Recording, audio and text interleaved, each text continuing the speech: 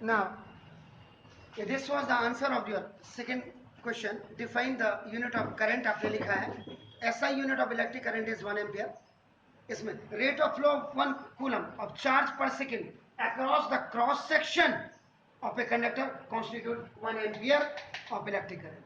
इससे मतलब electric current is defined as charge flown over time taken. Charge flown in the conductor है आपका नाम. Electric current is denoted by I. Charge flown is capital Q और time taken T. अगर SI unit की बात आप करेंगे तो ये आपका कूलम होता है per second. Coulomb per second is known as your आपका एम्पियर. क्लियर? तो ना ये आपका रिवीजन में भी हो जाएगा और प्लस इसके बाद क्वेश्चन नंबर 3 लिखिएगा. Third, calculate the number of electrons constituting 1 coulomb of charge. इसका आंसर लिखेगा. आपको कह रहा है कि नंबर ऑफ इलेक्ट्रॉन्स कैलकुलेट करिएगा 1 कूलम ऑफ चार्ज में आपका जो कॉन्स्टिट्यूट आपका नाम. आपका जब आंसर लिखेंगे तो value of charge of 1 electron पहले आपको ये पता होना चाहिए. ये is equal E is equal 1.6 into 10 to the power minus 19 coulomb होता है. इलेक्ट्रॉन जी जी, लेकिन इसमें आपका खाली नंबर ऑफ इलेक्ट्रॉन्स बता रहे हैं ना, इसमें माइनस. वो तो चार्ज बताते हैं जब माइनस आगे से. तो ना नंबर ऑफ इलेक्ट्रॉन्स, तो number of electrons constituting 1 coulomb of charge, ये इक्वल, ये n होता है n ये इस जगह आपका नाम देखो 1 coulomb over 1.6 into 10 to the power minus 19 आपका नाम देखो इसका ये कूलम. जब आप इससे इसको डिवाइड करेंगे आपका देखो ना दिस, तो कूलम से ये कूलम आपका कैंसिल हो जाएगा. आपका नाम देखो दिस और ये अब आपका नाम देखो ये जब ऊपर जाएगा तो आपका देखो ये 10 की पावर 19 हो जाएगा 1 इंटू और ये आपका 1.6 होगा. अब आपका देखो ना ये 1 ऑलरेडी आपका इसके पास था. आपका देखो ये 1 था, यहाँ से डेसिमल हटाएंगे तो ये 10 हो जाएगा देखो. और आपका नाम अब एक 100 कर देंगे तो ये आपका देखो 18 हो जाएगा. तो आपका नाम 6.25 इंटू इससे इसको डिवाइड करेंगे तो 6.25 into 10 to the power 8 number of electrons constitute in 1 coulomb of charge हो जाएगा. 18 या 18 थैंक यू 18 जी बिल्कुल सही कहा. Clear? Do it please.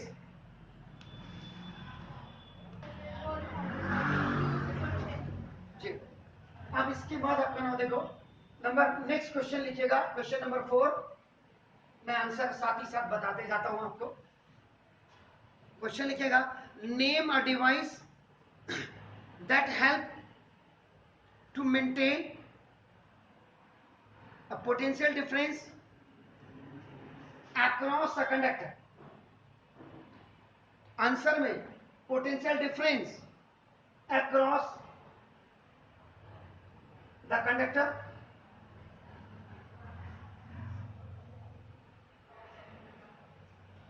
can be maintained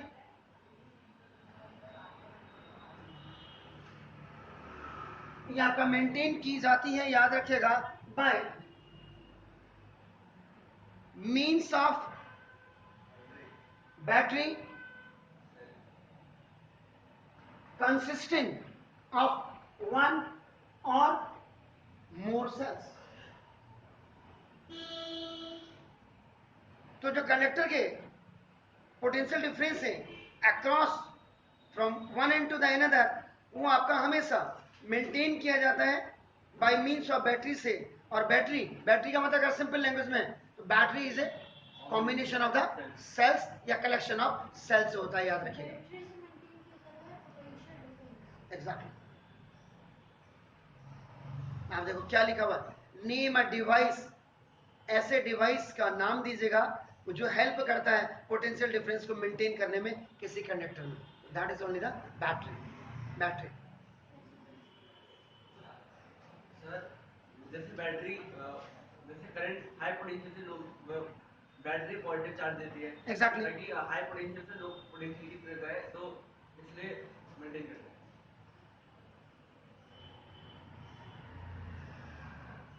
ये प्लस और माइनस, ये बैटरी, ये आपका रेसिस्टर्स लगा है, आपका देखो सिंपल से, ये यहाँ पे आपका की लगा होगा, की, और की भी आपका क्या होगा, ये जब आप ये, तो ये आपका यहाँ से हायर पॉइंट से आपका क्या है, लोअर पॉइंट्स की तरफ आपका जा रहा है, ये बैटरी से कौन, तो आपका देखो ये, जब आप इसको किसी भी, जैसे ये चल रहा है, अभी लाइट नहीं है तो ये क्या बैटरी से चल रहा है ना, इन्वर्टर जो आपका होता है, तो ये हाई पोटेंशियल से आपका लोअर पोटेंशियल की तरफ आपका जाता है, तो बैटरी ही आपका नाम मेंटेन करती है पोटेंशियल डिफरेंस को अक्रॉस द कनेक्टर वायर जो आप कनेक्ट हैं। Next question, what is meant by saying that the potential difference between 2 point is कौन सा क्वेश्चन है, 1 वोल्ट, पोटेंशियल डिफरेंस 2 पॉइंट्स का 1 वोल्ट है, इसका मतलब क्या है, क्या कहते हैं आप, द आंसर में लिखिएगा, the potential difference between 2 points is 1 volt if 1 joule of work is done to move one charge of 1 coulomb from one point to the another। ये मतलब हुआ कि 2 पॉइंट्स के बीच का जो पोटेंशियल डिफरेंस है किसी भी कंडक्टर में, अगर वो 1 वोल्ट है, इसका मतलब कि 1 जूल ऑफ वर्क, 1 जूल आपका काम किया गया है किसी भी चार्ज को, 1 कूलम के चार्ज को मूव कराने के लिए एक पॉइंट से दूसरे पॉइंट में, इसको आपका 1 वोल्ट कहा जाता है। आप समझे, ये यानी कि 1 volt is equal to 1 joule over 1 coulomb. ये जो होती है एक्चुअल में, देखो यूनिट ऑफ पोटेंशियल डिफरेंस, ये जो आप कहते हैं इस 1 वोल्ट, ये है आपका 1 वोल्ट, तो ये आपका देखो 1 volt is equal to 1 joule over, देखो if 1 joule of work done is to move 1 charge of 1 coulomb from 1 point, एक पॉइंट से दूसरे पॉइंट में 1 जूल का काम आपने किया, इसको एक प्लेस से दूसरे प्लेस में लाने के लिए 1 कूलम का चार्ज आपने लगाया, वही आपका 1 वोल्ट होता है। चलिए next question, how much energy is given to each coulomb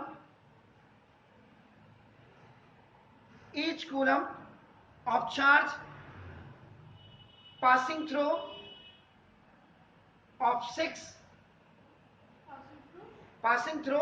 a 6 volt battery।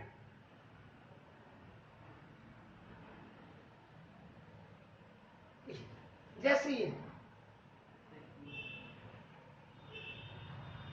This is the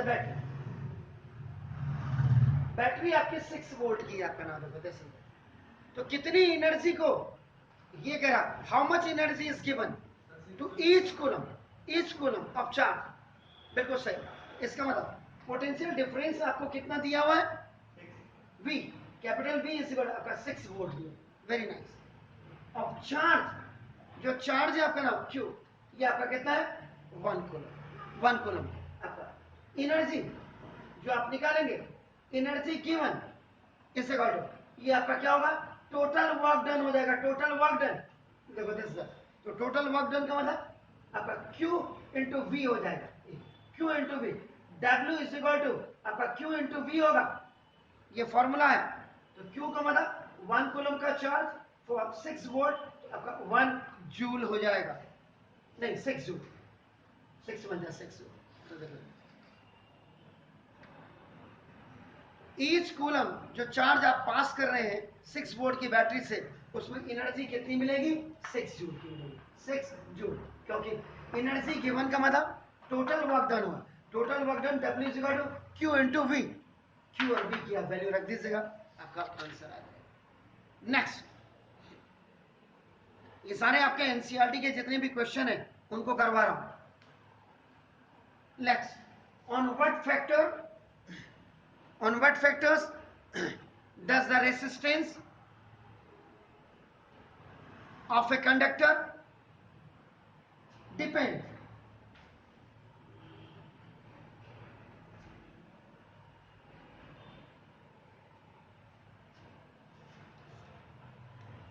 answer में लिखिएगा the resistance of a conductor depends on first its length, second its area of cross section, and third nature of material of a conductor.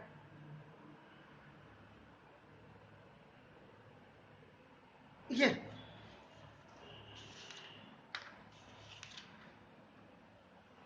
अब आप कहेंगे कैसे, resistance, अगर इसको देखें, resistance is directly proportional to the length of conductor, ये directly proportional होता है पहले, यानी कि अगर किसी कंडक्टर की आप लेंथ बढ़ाएंगे, तार की लंबाई जैसे ये आ रही है, देखो अगर तार की कंडक्टर की लंबाई बढ़ाएंगे डायरेक्टली प्रोपोर्शनल, तो रेसिस्टेंस भी बढ़ेगा, और अगर लेंथ ऑफ कंडक्टर डायरेक्टली, ये जो साइन होता है आपका ना, देखो जब सामने होता है डायरेक्टली प्रोपोर्शनल कहते हैं। डायरेक्टली प्रोपोर्शनल का मतलब इसमें दो चीजें, देखो if length of conductor is double, अगर इसको डबल कर देंगे तो आपका देखो ना रेसिस्टेंस इज डबल हो जाएगी। और दूसरा डायरेक्टली में क्या होता है, देखो if length of conductor is half, अगर इसको आधा कर देंगे तो ना देखो रेसिस्टेंस ऑफ कंडक्टर भी आपका हाफ हो जाएगा। डायरेक्टली प्रोपोर्शनल में सबसे बड़ी बात ये होती है, एक को बढ़ाएंगे दूसरा ऑटोमेटिक बढ़ेगा, एक को लोअर करेंगे डिक्रीज करेंगे। डायरेक्टली में इधर दूसरा देखेगा its area of cross section, यानी कि इसमें क्या होता है कि resistance is inversely proportional to area of cross section होता है। देखो इनवर्सली का मतलब ये साइन यही लगेगा, लेकिन रेसिप्रोकल में जब आप लिखते हो 1/, ये आपका क्या होगा, इनवर्सली होगा, इनवर्सली प्रोपोर्शनल। इसमें क्या होता है, इसको डबल करेंगे तो ये हाफ हो जाएगा, इसको हाफ करेंगे ये डबल हो जाएगा, इसको बढ़ाएंगे तो ये घटेगा, इसको घटाएंगे तो ये बढ़ेगा। कहने का मतलब देखो कैसे, if area of cross section of conductor inversely proportional है is double, then resistance is half inversely में, और area of cross section of a conductor is half, then resistance is twice या डबल हो जाएगा। हमेशा याद रखिएगा। और जब आप दोनों को मर्ज कर देते हैं, merging both the equation, R is directly proportional to L upon A, और इस साइन को हटाने के लिए, इस साइन को हटाने, इक्वल का साइन लगाने के लिए एक कांस्टेंट से आप क्या कहते हैं इस कांस्टेंट को सर, रो, एग्जैक्टली ना, देखो ये आपका क्या है, रो, कांस्टेंट इज कॉमन, क्या कहते हैं सर इसको?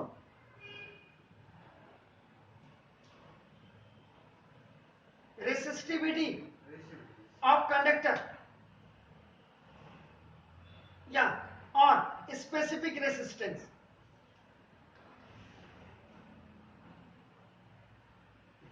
इसको निकालते हैं जब, तो रो इज इक्वल टू देखिए आपका ना R into A over L. और अगर आप इसकी यूनिट निकालेंगे तो आर का मतलब रेसिस्टेंस, रेसिस्टेंस का ओम, ओम एरिया का मतलब metre square over length metre में, इससे 1 मीटर कैंसिल हो जाएगा। ओम मीटर इसकी आपकी क्या होती है? यूनिट ऑफ रो होती है। मतलब मुझे इतना नहीं बताना था, आपका तो आंसर यही पे हो गया। उसने क्या बोला था आपका क्वेश्चन में, क्या बोल रहा है आपका देखना, वो कह रहा है कि on what factor does the resistance of a conductor depend.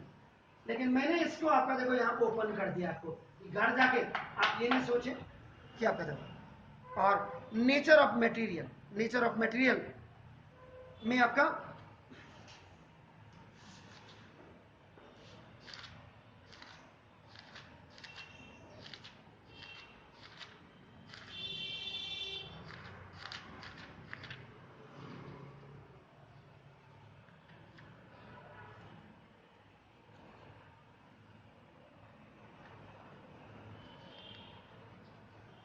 Nature of material का मतलब कि the electric resistance of a conductor, जो इसको आप वायर कहते हैं, depends on the nature of material in which of which is made, किसके बना हुआ है, किस मेटल से आपका बना हुआ।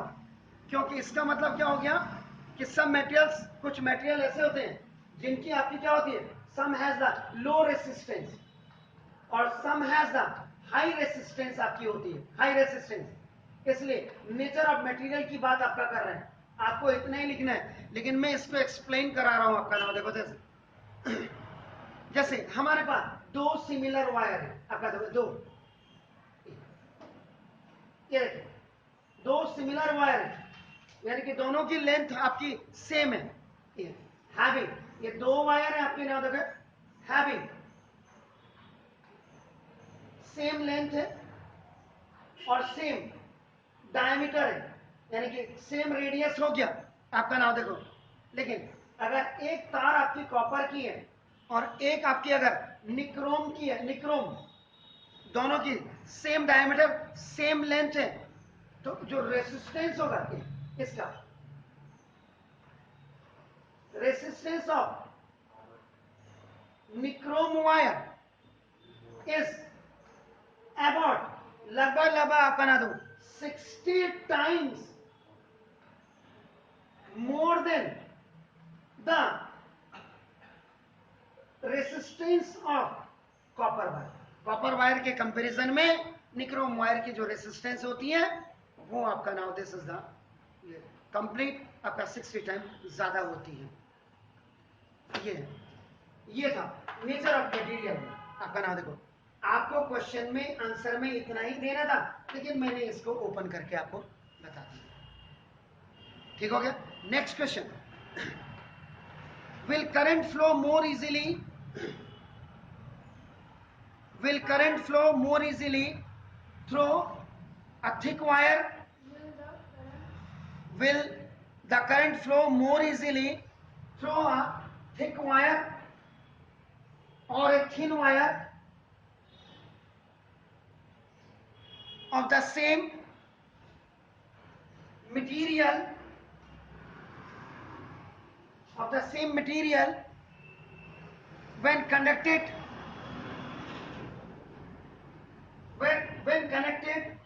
with the same source? Why? क्या थिक वायर और थिन वायर में इलेक्ट्रिक करंट इजीली आपका फ्लो हो करेगा, जो कि सेम मटेरियल से बने हुए हैं, अगर वो सेम सोर्स के साथ आपका कनेक्ट कर दिया जाए? आंसर में लिखिएगा the current is flowing more easily, the current is flowing more easily through a thick wire as compared to thin wire. इसमें एरिया कम होगा ना. देखिए अभी thin wire of the same material when connected to the same source, it is due to the reason to the same source, it is due to the reason that resistance of thick wire is less than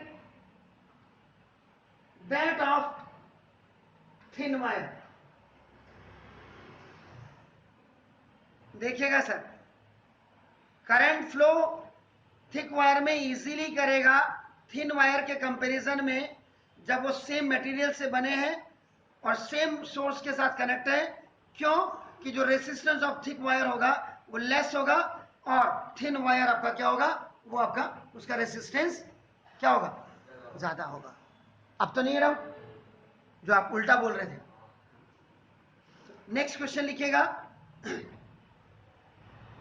Why are coils of electric toasters? Why are coils of electric toasters and Vidyut Istri?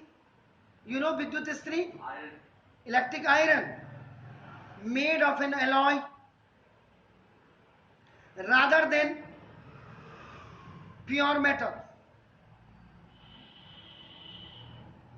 Electric toaster और electric iron की coil alloy से बनाई जाती है rather than pure metal के comparison में. क्यों?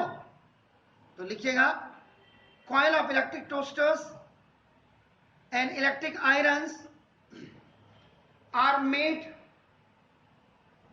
Of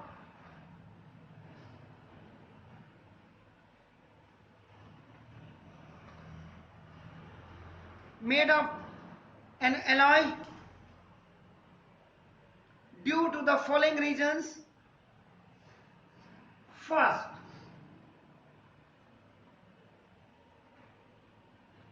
resistivity of an alloy